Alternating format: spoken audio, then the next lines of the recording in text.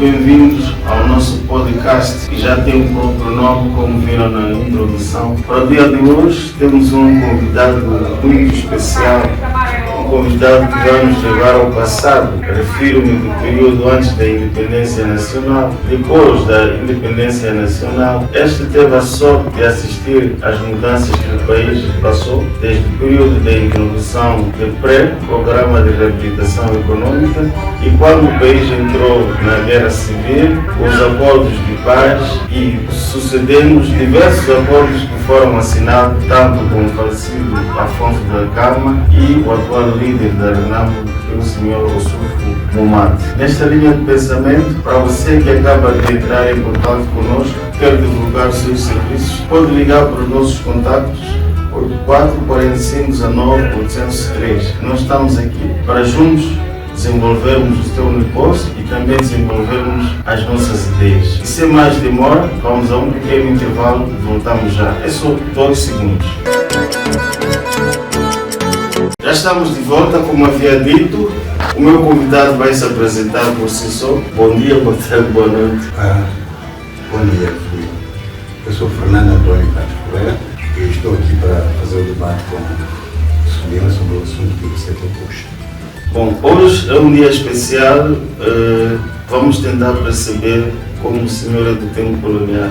Não sei se era assimilado na altura, mas nós queremos perceber mais ou menos como é que era o tempo lá antes da independência nacional. Olha, na época em que eu cresci, já não se notava muito essa coisa de opressão e escravatura, já tinha passado essa fase. Mas havia discriminação racial, sim, era evidente, via-se dentro das cidades, das escolas, das instituições.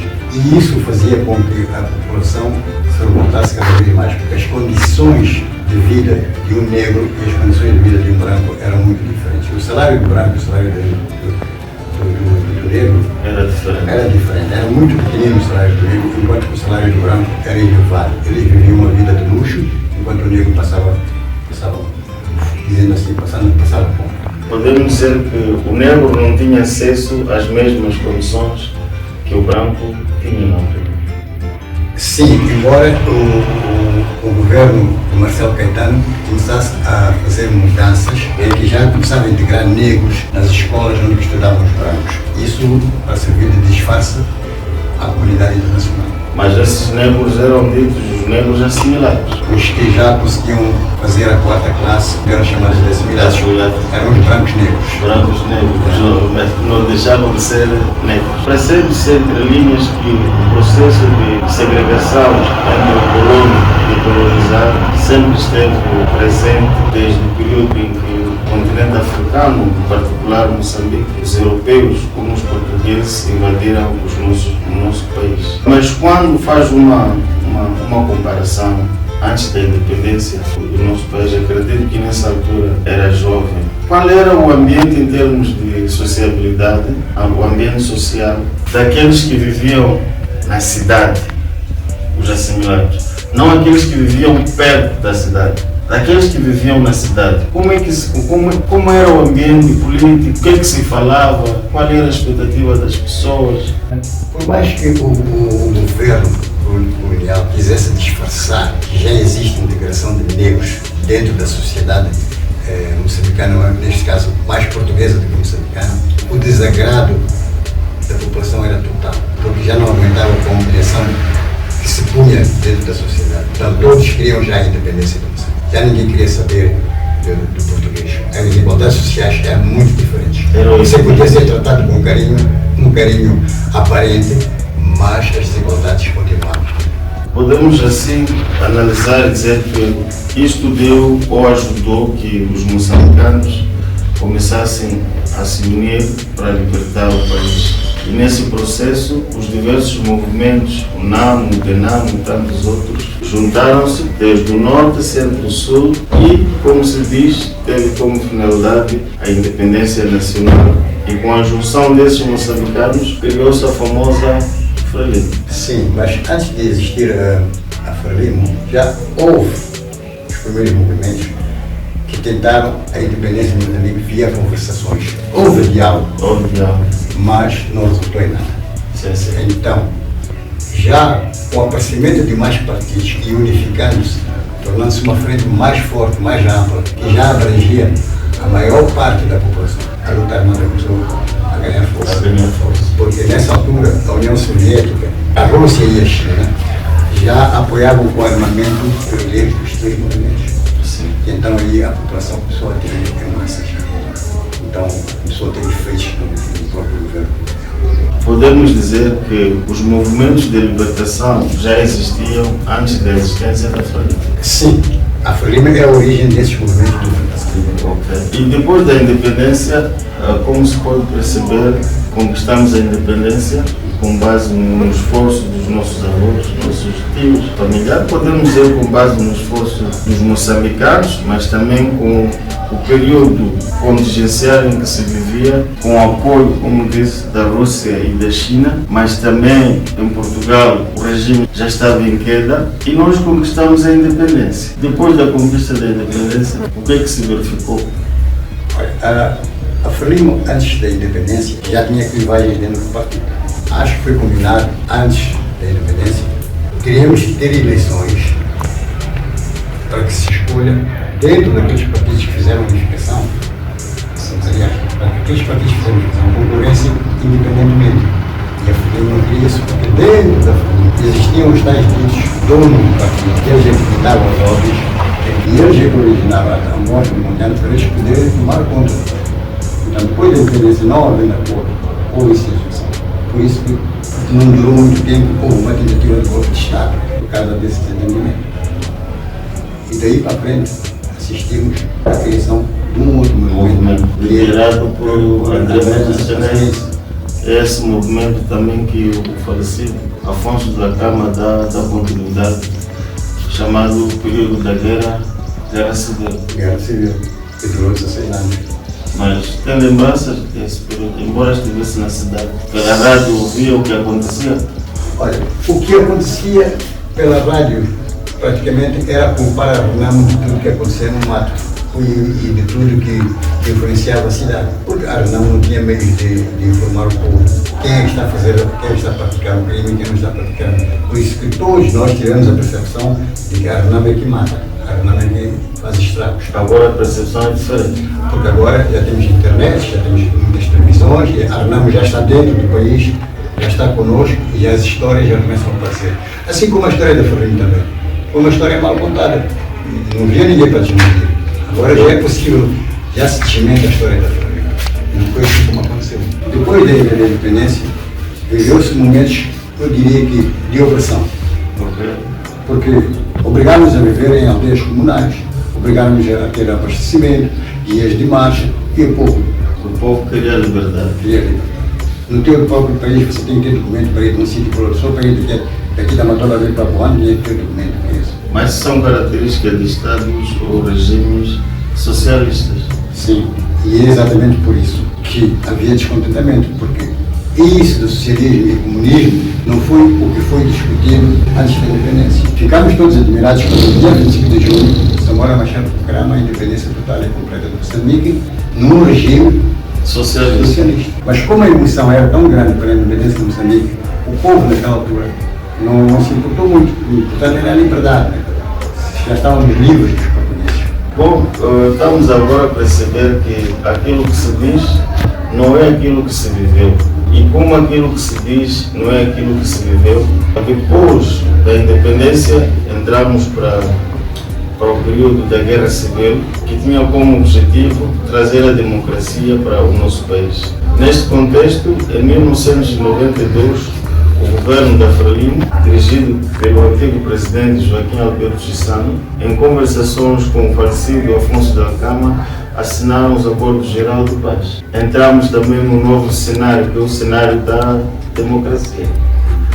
Este e outro tema vamos desenvolver na segunda parte, mas como eu disse, não deixe de assistir o nosso programa, mantenha-se conectado a nós, porque já vem mais coisa boa. Vamos a um break, voltamos já.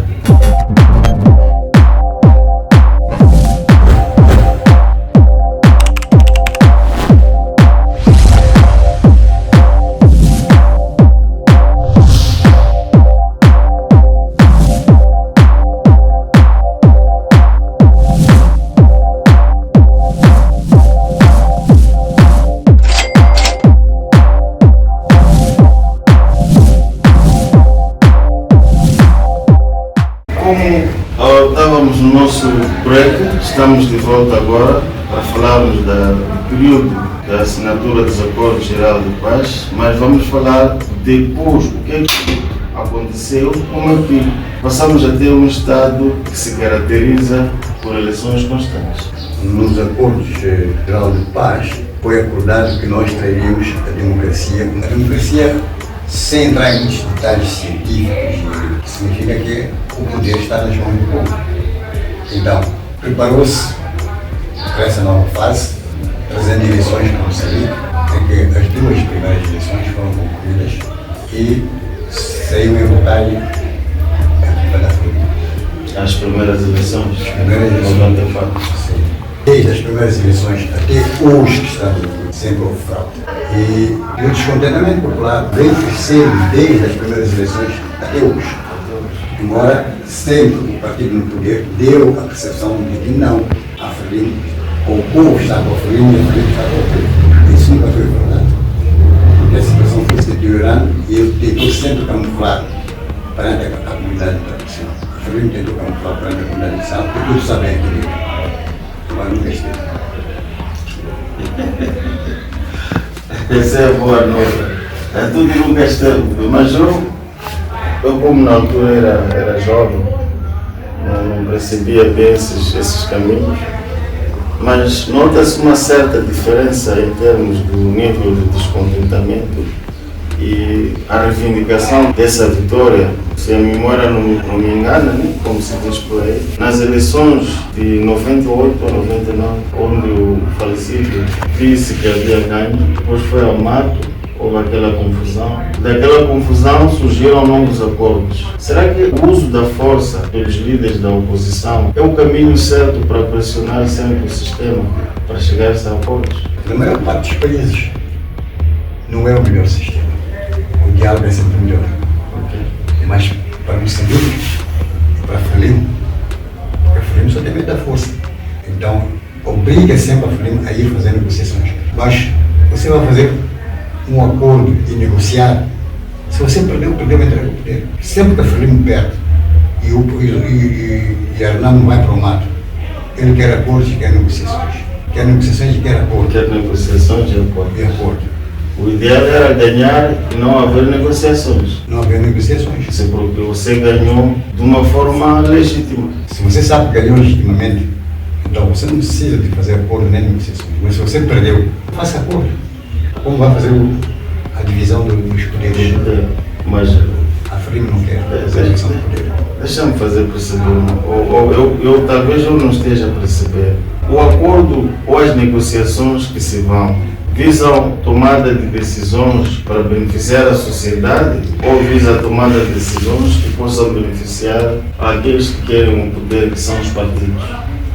Olhando para a nossa história, a realidade é completamente diferente. Nos acordos anteriores, a Renamo passou a ter alguns membros na CNE, no Conselho Constitucional e até na Defesa. Ou seja, ou são acordos que visam agradar os partidos da oposição, mas que no final do dia não satisfazem o próprio povo. Aparentemente, parece agradar ao partido, parece agradar ao povo. Mas a Frelimo é sempre um partido maquiavélico. Faz-te um plano com malandrice por trás. A Frelimo nunca aceitou pôr nas instituições um equilíbrio. Ele sempre tem que sair em vantagem. Daí na CNE, em todos os níveis da CNE ou do Estado, sempre tem mais ou menos outros partidos. Isso influencia também nas deliberações também. Chega ao Conselho de Constituição, são lá mais membros da Frelimo, quando chega a hora do voto, a Frelimo sempre vai ganhar. E a Frelimo ganha dentro do Conselho Constitucional, dentro do Estado, dentro do CNE, já ganha orientações, as tais ditas orientações superiores. A Frelimo, depois de perdendo uma eleição, ele diz que ganhou, e quando ganha, sempre tem 2/3, mas mesmo sabendo que perdeu, ele consegue manipular de tal forma que aparecem 2/3 em favor da Frelimo. Mas quando perde e vê que não pode levar uma determinada autarquia, perde por um voto, ou um membro, 2 membros, para que o outro partido não tenha muito poder de decisão. Como aconteceu no Matolaré? Não, o Matolaré é diferente, a Frelimo manipulou para ter maioria. A Frelimo ganhou no Matolaré, talvez em Vilampuro, a Renamo ganhou, mas com uma diferença insignificante. A Ilimani também. A diferença era grande. mas para que a Renamo não possa governar, diminuir a margem. Aqui na Matola Rio, a Frelimo perdeu, mas ele manipulou quando a Frelimo ganhar e pondo menos votos para os dois partidos da oposição que estão lá, que juntos não podem superar a Frelimo. Então, nas decisões, a Frelimo sempre ganha. Ok. Yeah. Uma vez que está a trazer esse tema, quais podem ser as saídas para um Estado democrático em que há uma aceitação de resultados sem contestação? Primeiro, escangalhar todo o sistema eleitoral. Escangalhar a CNE, escangalhar o STAI, por tudo não partidarizado. Mas será que, se não querem cortar, será que a sociedade civil que nós temos é uma sociedade civil imparcial? Não, você pode ser o seu partido, mas você indo a concurso público, você não entra como partido, entra como independente. E você não depende do partido Frelimo nas decisões lá, você entra como independente. Você pode ser o seu partido, isso não é problema. E você, nos outros países também tem pessoas que são de outros partidos, mas quando estão ali, estão a exercer um trabalho, é uma profissão. Talvez eles ali são imparciais. Ganhou quem ganhou, perdeu quem perdeu. Mas isso não está também associado à questão da integridade, à questão de capacidade econômica daquele que vai assumir o cargo. Imagina um indivíduo que na vida nunca ouviu falar de 5 milhões, 30 milhões e assume um cargo. E sabe-se que o poder é tudo aquilo que as pessoas desejam, é aliciado por 50 milhões. Na vida nunca ouviu falar de 50 milhões. Olha, meu irmão, se você for educado a não roubar, você vai fazer o trabalho sem pensar no roubo, sem pensar no roubo. E milhões você deve conquistar sozinho, com seu esforço, não roubando dos outros. Mas eles podem não te dar alternativa. Eles podem te dar dinheiro. Quantos milhões existem nos Estados Unidos da América? Quantos milhões existem em outros países? E os roubos não. Sempre há roubo, mas não são dessa maneira. Fraude, não é grande. Existe fraude, mas não tem. Bom, a nossa conversa parece que está a ficar muito doce, como açúcar ou sal, depende da pessoa que está a assistir. Se estás feliz com a nossa conversa, manda um like. Se também não estás feliz, proponha temas que a gente possa debater num outro programa. Desde já vamos agora para a última rubrica, que é designada a minha opinião ou o meu desabafo. A conversa está muito boa. Entramos agora na reta final do nosso programa, podcast. Para você que não conhece a designação, é a hora de sumi-la, e o nosso convidado de hoje tentou nos trazer a história do nosso país, começando desde o período antes da independência nacional, depois da independência nacional, depois dos acordos geral de paz. Agora entramos já numa nova era, a era das manifestações, descontentamento generalizado, em que não se percebe o que se quer, o que se deseja, mas no fundo já se sabe que quer-se que as condições de vida melhorem, que tenhamos água, que tenhamos energia, mas tudo a um preço acessível, que o cimento também esteja acessível a todos para que possamos construir. Há muita juventude que tem ansiedade em desenvolver e esperam cada dia que passa os seus dirigentes para que o país possa criar condições para eles poderem desenvolver. Voltando para a nossa conversa, nesta última parte falamos do desabafo. O desabafo é uma rubrica onde o convidado expõe as suas ideias.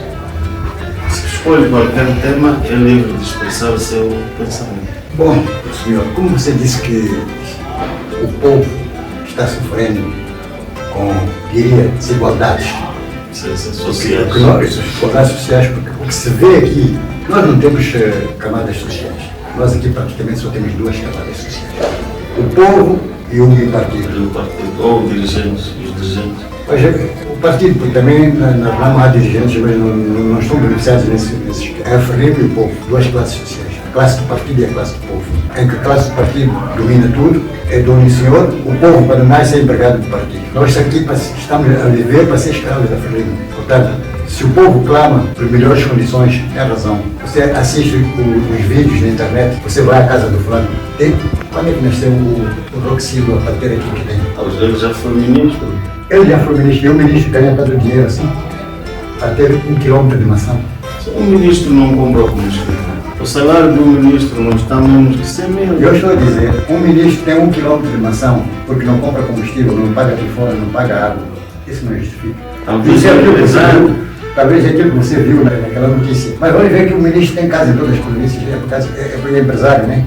E por que a função do ministro é ser empresário? A política não é para formar ministros e empresários. Os políticos têm que servir o povo. É por isso que as leis antigas, no tempo de Samora Machel, dizer que a lei do trabalho era para policiar o empregado. Mas hoje as leis são para policiar o empregador. Por quê? Porque os próprios do governo é que são empregadores. Mas se noutras sociedades nós verificamos agora, por exemplo, nos Estados Unidos da América, os que ocupam posições, todos eles são empresários, são ricos. Aqueles foram ricos antes de fazer política. Esses são ricos depois de fazer política.